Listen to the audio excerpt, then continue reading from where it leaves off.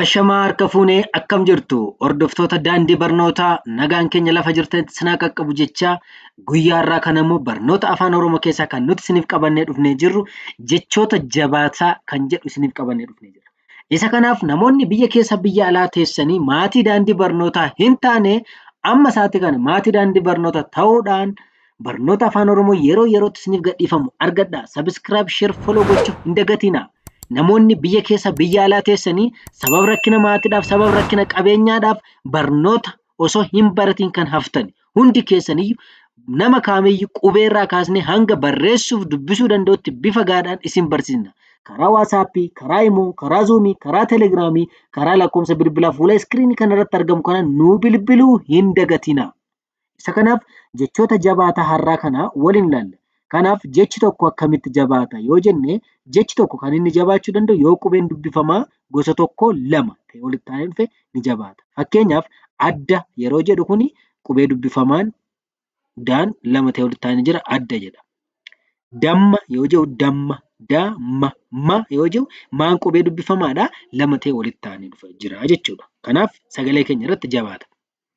Damma, madda, gurshaa, akka, bakka, xiyya, jibba, farra, amma, qorra, tabba, warra, biyya, karra, dirra, gurra, hidda, dhibba, hamma,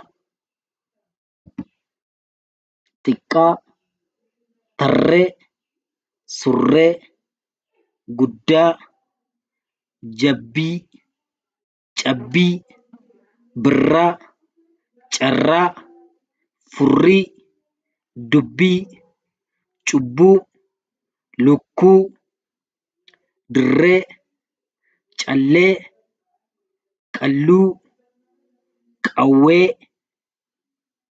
lakki, dibbee, foddaa, kubbaa, giddii, qullaa, soddaa, shittoo, cittoo, dallaa, bokkaa, duwwaa, billaa, baddaa, lubbuu, dawwee, rakkoo, callaa, harree, barruu, halluu, qarree, kottee, shakkii, hawwii, hubboo, dhaddee, sammuu, hayyuu, moggaa, lakkuu, gubbaa, abbaa, hiddii, huccuu, biyyee, hurrii, lammii, qaccee, gidduu, fayyaa, kattaa, kiyyaa, gammee,